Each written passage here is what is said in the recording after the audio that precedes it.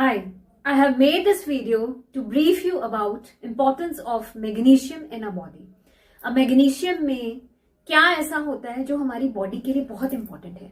देखिए, मैग्नीशियम ज्यादातर मसल्स के लिए, नर्व्स के लिए, बोन हेल्थ के लिए, हार्ट हेल्थ के लिए और ओवरऑल बॉडी की एनर्जी के लिए बहुत इंपॉर्टेंट होता है, क्योंकि जो मैग्नीशियम है वो एक तरह से मसल की रिलैक्सेशन में हेल्प करता है। अगर मसल रिलैक्स होते हैं कॉन्ट्रैक्टेड स्टेट से, तभी मसल स्पैज्म नहीं होगा, मसल क्रैम्प्स में नहीं जाएंगे, हम फटीग नहीं फील करेंगे, रिलैक्स फील करेंगे। सो ये बहुत इंपॉर्टेंट रोल है मैग्नीशियम का to relax the muscles. Secondly, जो मैग्नीशियम है वो एक तरह से हार्ट के लिए बहुत अच्छा होता है, क्योंकि ये हार्ट रिदम को और हार्ट बीट को एक तरह से रेगुलेट करता है। और इम्पॉर्टेंट है कि जो मैग्नीशियम है वो हार्ट मसल्स के लिए भी बहुत यूजफुल है। और सबसे इंपॉर्टेंट है, बॉडी में जो फूड है उसको एनर्जी में कन्वर्ट करता है bye activating ATP.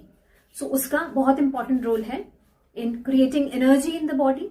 And lastly, most important for bone health, क्योंकि जो मैग्नीशियम है वो 50 to 60% बोन्स में डिपॉजिट होता है और कैल्शियम के साथ और विटामिन डी के साथ क्लब करके बोन हेल्थ के लिए बहुत ज्यादा इंपॉर्टेंट है।